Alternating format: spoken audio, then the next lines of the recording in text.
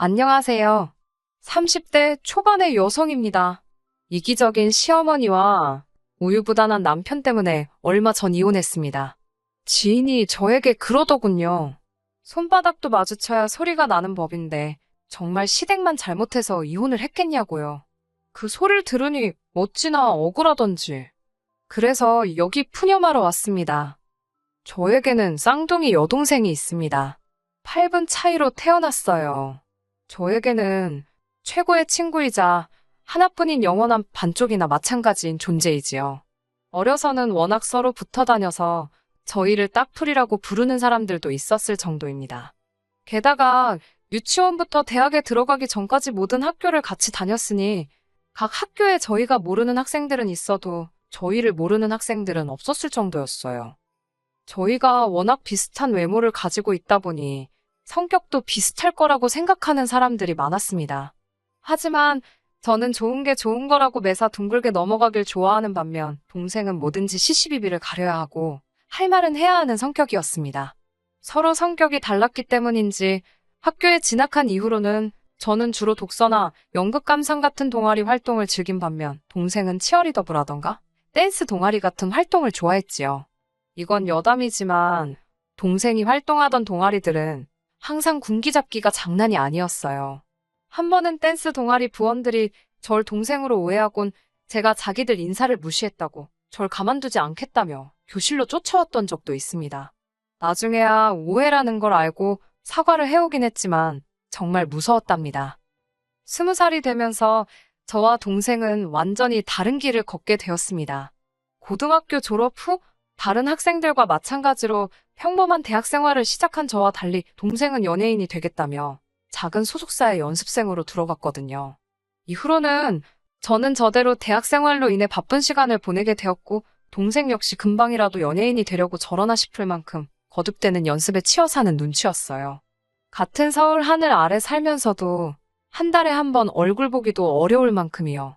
하지만 제가 대학을 졸업하고 회사에 들어갈 때까지도 동생은 데뷔를 하지 못했습니다. 처음엔 가수를 준비한다더니 나중엔 배우가 된다고 했고 마지막에는 개인 방송을 해볼까 그러더라고요. 솔직히 가족으로서 안타깝고 동시에 답답했습니다. 그렇다고 동생을 탓할 수는 없었어요. 동생이 누구보다 치열하고 열심히 살아온 걸 제가 옆에서 똑똑히 지켜봤으니까요. 한편 회사에 입사하고 얼마 지나지 않아 회사 복지의 일환으로 회사에서 운영하는 병원에서 건강검진을 받을 수 있는 기회가 생겼습니다. 동생이나 저나 젊다는 이유로 제대로 검사를 받아본 적이 없었기에 이참에 동생과 함께 받아봐야겠다 싶더라고요. 그 무렵 동생이 유난히 살도 많이 빠졌고 체력이 딸린다는 말도 심심찮게 했었거든요. 그리고 그 건강검진에서 저는 청천벽력 같은 소식을 듣게 되었습니다. 적어도 저는 건강검진을 받는 동안에도 크게 신경 쓰이는 건 없었습니다. 평소에 감기 한 번 걸리지 않을 만큼 체력엔 자신이 있었거든요. 아직 한참 젊은 나이였는데 큰 병이 있을 거라곤 누가 상상이나 했겠어요? 하지만 동생은 꽤나 긴장한 눈치였습니다. 그래도 전 설마 했어요. 동생에게 그런 큰 병이 있을 거라곤 짐작조차 하지 못했지요.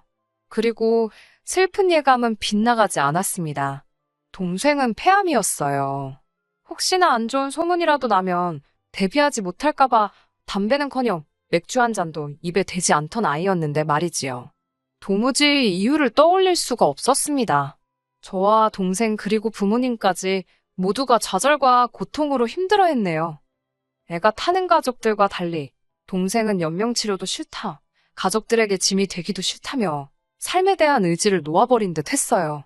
그리고 1년 반 만에 그렇게 가버렸습니다. 지금 다시 떠올려봐도 눈물부터 흐르네요.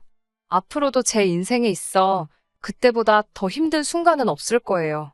진작에 동생을 살피지 못한 제 자신을 도무지 용서할 수 없었습니다. 솔직히 말씀드릴게요. 그 무렵 저에게 힘이 돼준 건 친정 부모님도 아닌 다른 누구도 아닌 바로 남편이었습니다. 당시만 해도 남편과 저는 오빠 동생 사이로 지내는 지극히 평범한 관계였어요. 대학교 전국 동아리 활동을 하면서 알게 된 남편은 저보다 3살이 많습니다. 하지만 재수도 하고 군대도 다녀왔던 터라 오히려 학년은 저보다 한 학년 아래였지요. 그렇다 보니 선후배라기보다는 오빠 동생처럼 지냈네요. 같은 학교가 아니었기에 자주 만날 수는 없었지만 서로 곧잘 연락도 주고받았고 때로는 힘이 되는 이야기도 해주는 그런 사이였어요. 남들의 어설픈 위로와 영양가 없는 조언에 지쳐가던 저에게 묵묵히 제 이야기를 들어주기만 하던 남편은 어떻게 보면 그 당시 제게는 유일한 숨구멍이었습니다. 솔직히 매일매일 눈물바다로 지내시는 부모님 앞에서 저도 슬프다고 말할 수가 없었거든요. 저까지 힘들어하면 저희 가족이 그대로 무너질 것 같았으니까요. 하지만 왜인지 남편 앞에서는 제 감정을 어느 정도 드러낼 수 있었어요. 그렇다 보니 그 당시에는 남편만이 유일하게 절 생각해주는 사람 같았고 점점 남편에게 기대는 시간 또한 길어만 갔네요. 1년 가까운 시간 동안 여동생을 그리워하며 살았습니다. 어쩌면 버텼다는 표현이 더 어울릴지도 모르겠어요. 그리고 그 시간 동안 한결같이 제 곁에 있어주던 남편과 저는 자연스레 연인 사이가 되었습니다. 이후로 6개월 만에 결혼까지 하게 되었고요. 하지만 지금 돌이켜 생각해보면 슬픔의 구렁텅이에 잠겨있던 제가 눈이 멀었던 걸까요? 변명 같지만 그때는 정말이지 너무 힘이 들었습니다. 어디로든 숨고 싶었고 도망치고 싶었는데 그게 결혼이었나 싶습니다. 남편 또한 언제까지 제 편일 거라 생각했고요. 그때 왜 더 신중하지 못했는지 후회해도 소용없지만 그래도 후회스러울 뿐입니다. 왜 그런 소리를 듣고도 파혼을 안 했냐 하실까봐 이 이야기를 적을까 말까 고민을 했습니다만 기왕 푸념하기로 한 거 숨겨서 뭐 하겠어요. 다 털어놓겠습니다. 사실 남편과 연인으로 지낸 기간은 반년에 지나지 않으니까 당연히 시부모님이라던가 신우를 직접 만나볼 기회가 없었어요. 오빠 동생 사이에 굳이 집에 찾아가 인사를 드리고 할 만한 이유가 없었지요. 그래서 남편에게 프로포즈를 받자마자 가장 먼저 계획했던 일 중 하나가 시댁에 인사드리러 가는 일이었습니다. 남편 말로는 어머님도 신우도 성격이 괄괄해서 그렇지 속은 따뜻한 분들이라며 혹시 말을 좀 세게 하셔도 저더러 이해하라고 했습니다. 그리고 남편이 왜 그런 말을 미리 하면서까지 연막을 쳤는지 만나보니 확실히 알겠더라고요. 시어머니나 신우나 단지 성격이 괄괄한 게 아니라 이렇게 표현해도 될지 모르겠는데 정말 쌍스럽더라고요. 단지 거친 어휘를 쓰시는 것뿐만 아니라 듣는 사람에 대한 배려라곤 눈꼽만큼도 없었습니다. 사람의 외모나 생김새에는 정답이 없기에 함부로 평가해서는 안 되는 거잖아요. 저희 친정부모님도 그렇고 저도 타고나기를 마른 체형입니다. 잘 먹고 못 먹고의 문제가 아니라 체형 자체가 마른 체형이에요. 그런데 어머님께서는 절 위아래로 훑어보시더니 볼품이 없다. 딱 그게 첫마디셨습니다. 볼품이 없다고요. 어떻게 초면에 아무리 제가 인사를 드리러 온 자리라고 해도 그렇지 볼품이 없다라는 표현을 쓸 수 있는 건지 생각지도 못한 어머님의 말씀에 당황한 나머지 말도 제대로 안 나오더라고요. 그래도 남편이 요즘에는 다들 이 사람처럼 되고 싶어서 돈 주고 살 뺀다며 누나도 그러지 않았냐고 저 대신 받아쳐주더라고요. 그제서야 저도 신우를 제대로 보게 되었는데 어휴 따로 표현은 안 하겠습니다만 절에서 맞는 사이즈나 사입을 수 있겠나 싶더라고요. 아무튼 어머님께선 남편의 말을 들으시더니 그래도 네 누나 정도는 돼야 애도 잘 낳고 건강하게 오래 산답니다. 이 말도 솔직히 곱게 들리지는 않았지만 하나하나 걸고 넘어질 수도 없는 노릇이었고 그냥 한 귀로 듣고 다른 귀로 흘리자는 심정이었지요. 식사 시간 동안 이런저런 대화가 오고 갔습니다. 아버님께선 건강관리를 잘해야 한다는 뭐 그런 이야기를 하셨고요. 그러자 어머님께선 당신 지인의 자식이 죽을 병에 걸려서 몇 달째 병원에 입원해 있네요 전에 하시며 떠들고 계셨습니다. 그 부모들은 어디 놀러도 못 다니고 그동안 모아놓은 돈만 다 까먹고 있다면서요. 그러더니 갑자기 생각났다는 듯이 제 동생 이야기를 물어보시더군요. 암이었다면서 니네 부모 중에도 안 걸렸던 사람이 있냐? 니네 할머니나 할아버지는 다 멀쩡하셨냐? 병원비는 많이 안 들었냐? 보험금 좀 받았냐? 정말 입에 담기도 기분 나쁘고 불편한 질문들이 이어졌지만 그래도 최대한 제 감정을 억누르며 적당히 대답해드렸습니다. 맞은편에 앉아있던 남편이 워낙 난처한 표정을 짓고서는 입모양으로 연신 미안하다고 사과를 해대고 있었기에 속에서 올라오는 분노를 간신히 누르고 있었지요. 하지만 어머님께서 상둥이는 원래 둘 중에 하나는 죽을 운명으로 태어나는 거란 말씀을 하셨을 땐 도무지 제 화를 다스릴 수가 없었습니다. 그게 무슨 말씀이시냐니까. 하나가 받아먹을 걸 애미 뱃속에서 둘이 나눠 먹으니 하나가 원래 부실할 수밖에 없다나요.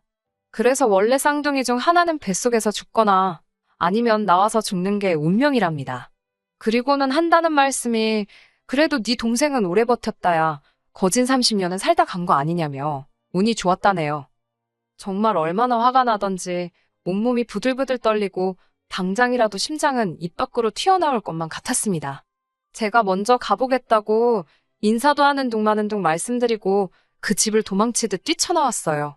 나중에서야 어떻게 그런 말씀을 하시냐고 소리라도 지를걸, 과일 먹던 상이라도 걷어차고 나올걸. 별의별 생각이 다 들었지만 그 당시에는 제 스스로 제 감정을 어떻게 주체할 수가 없었습니다.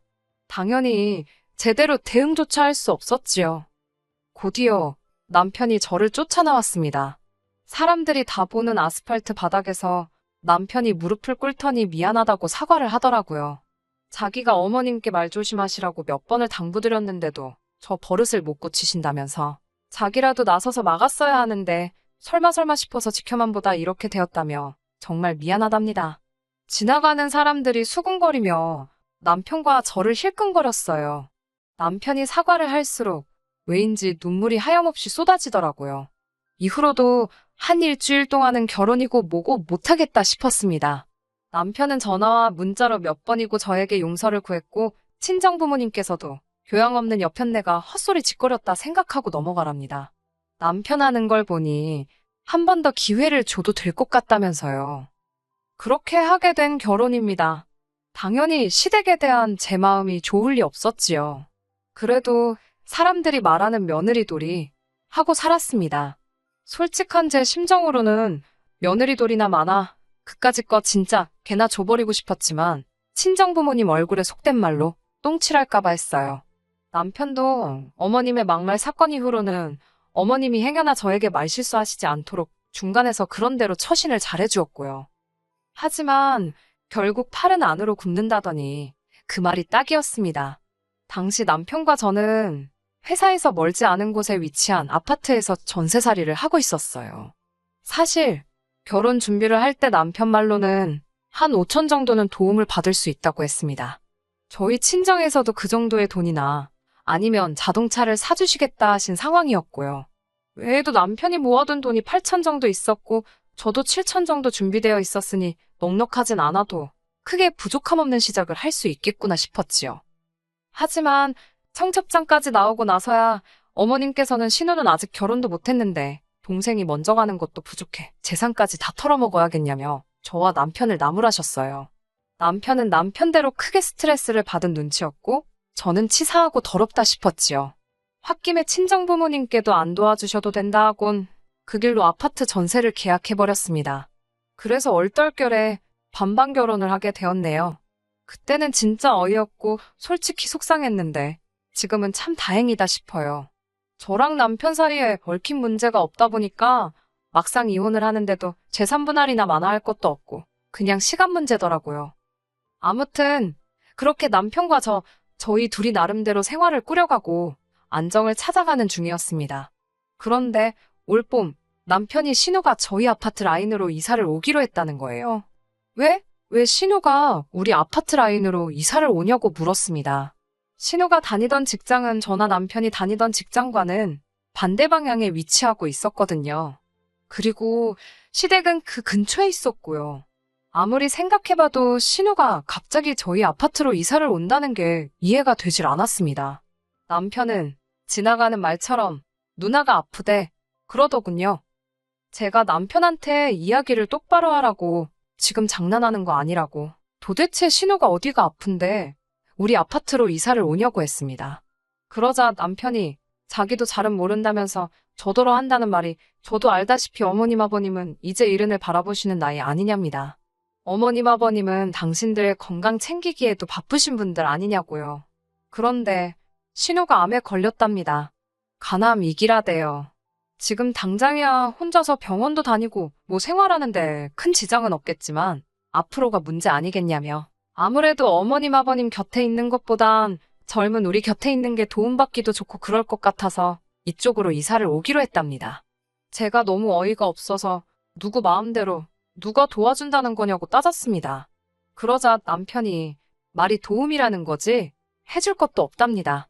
우리 먹을 반찬하고 그럴 때 누나 것도 조금만 더 해주면 좋고 누나가 차가 없으니까 어디 가고 그럴 때 저나 남편 중 시간 되는 사람이 태워다 주고 저더러 친언니다 생각하고 같이 카페도 다니고 그러랍니다. 가끔 청소 좀 도와주고요. 정말이지 그 정도면 된답니다. 제가 어처구니가 없어서 지금 어머님께선 아픈 딸 내팽개치시는 거냐고. 자식이 아프면 부모가 챙겨야지. 왜 제3자인 내가 사는 아파트에 신우만 덩그러니 보내시냐고 따졌습니다. 그러자 남편이 한다는 소리가 가관이었습니다. 어머님이나 아버님 두 분 다 하시는 말씀이 평생 살던 데 떠나면 무슨 재미로 사냐고. 당신들은 원래 살던 데 계시고 싶다고요. 그리고 노인네들하고 환자하고 한 집에 있어봤자 서로 힘들기나 하지 않겠냐며. 저는 남편에게 신우가 이사 오는 날이 당신과 나 이혼하는 날인 줄 알라 했습니다. 내가 미쳤다고 신우 식모살이 하면서 병수발까지 들게 생겼냐고요. 그리고 남편이 예상한 것보다 제 반응이 훨씬 격했던지 남편도 더는 뭐라 말을 못하더군요. 그쯤에서 남편이나 신우가 말귀를 알아쳐먹었으면 이 사단까지는 안 났을 겁니다. 아니, 하다못해 어머님이라도 염치가 있으셨으면 이 지경은 안 되었을 거예요. 하지만 남편이 그새 어머님께 미주알고주알 일렀는지 이튿날부터 전화기에 불이 날 만큼 어머님께선 전화를 걸어오셨습니다. 요점은 어디 감히 여자가 먼저 이혼을 한 해 만에 소리를 하냐는 거였지요. 그리고 집에 데리고 살라는 것도 아닌데 그 아파트가 전부 다 네 거냐고. 네가 뭔데 내 딸이 지발로 이사를 간다는데 못 오게 하냐입니다. 처음엔 듣고만 있었지만 나중엔 진짜 나를 뭘로 보고 이러시나 싶어서 저도 따박따박 떼들었어요. 이사 오는 저희가 눈에 빤히 보이는데 죄가 좋겠냐고요. 그러자 어머님께선 원래 시댁 식구가 아프면 며느리가 그런 수발 드는 거랍니다. 저더러 그런 것도 못 배우고 시집왔냐고 오히려 저를 이상한 사람 취급을 하시더군요. 어이가 없어서 제가 어머님께 매사 신보가 그런 식이시니 신우가 어머님 대신 벌 받는 거라 했습니다. 남의 여동생더러 팔자가 어쩌고 그래도 30년이면 운이 좋았다며 막말을 퍼붓지 않으셨냐고요. 신우는 곧 마흔이니 내일 가도 억울한 거 하나 없겠다며 저도 악담을 퍼부었어요. 어머님께선 저더러 미친 엑스라며 어디 감히 그런 말을 입에 담냐고 제정신이냐고 악을 쓰셨습니다. 전 제가 다 잊고 사는 줄 알았는데 어머님이 그때 하신 말씀이 어지간히 제 가슴 깊이도 박혀 있었던 모양입니다. 신우가 아프다는데도 불쌍한 생각이 하나 안 들더라고요. 그리고 그날 저녁 남편과도 대판 싸우게 되었습니다. 남편은 다짜고짜 어머님한테 네가 한 말이 사실이냐며 어떻게 그런 소리를 할 수 있냐고 고래고래 소리를 질렀습니다. 어머님이 나한테 막말하실 때는 나한테 사과나 했지. 어머님껜 찍소리도 못 해놓고 지금은 나한테 악을 쓰는 그 모습이 참 낯설더라고요. 이런 인간 앞으로 믿고는 못 살겠다 싶었습니다. 그래서 이혼하자고 했어요. 아픈 신우, 네가 수발 들고 데리고 살라고요. 네 애미 볼 때마다 그 악담이 생각나서 가슴이 너덜너덜해지는 것 같다고 그동안 쌓인 울분을 토해냈습니다. 제가 하나하나 다 열거하진 않았지만 솔직히 어머님 막말이 그것뿐이었겠어요. 그렇게 헤어지게 되었습니다. 시어머니는 지 신우가 아프다는데 도망가는 며느리가 어디 있냐며 제가 자기 아들 인생을 망쳤다네요. 제 신부가 고약해서 동생도 일찍 죽은 거라고 막말을 하시길래 저도 신우 얼마나 오래 버티나 두고 보자고 응수했습니다. 막말로 전 이미 동생을 잃었는데 뭔 말인들 못하겠어요. 말할수록 업보를 쌓는 건 어머님 쪽이었으니 저도 지지 않고 맞불을 놨네요. 영원히 제 편일 줄 알았던 남편도 저더러 계속해서 서운하다며 일단 신우부터 낫게 하고 그 이후에 시시비비를 가리자던데 기도 안 차서 대꾸도 안 해줬습니다. 이런데도 정말 제 이혼이 손바닥이 부딪혀서 일어난 일인가요? 전 아니라고 생각합니다. 하긴 이미 이혼은 했고 다른 사람들이 어떻게 생각하든 무슨 상관이겠어요. 전 떳떳합니다. 앞으로도 보란 듯이 잘 살 거예요. 두고 보자고요. 끝까지 들어주셔서 감사합니다. 오늘의 사연은 여기까지입니다. 구독과 좋아요, 알람 설정 부탁드리고 더 좋은 사연으로 다시 찾아뵙겠습니다. 감사합니다.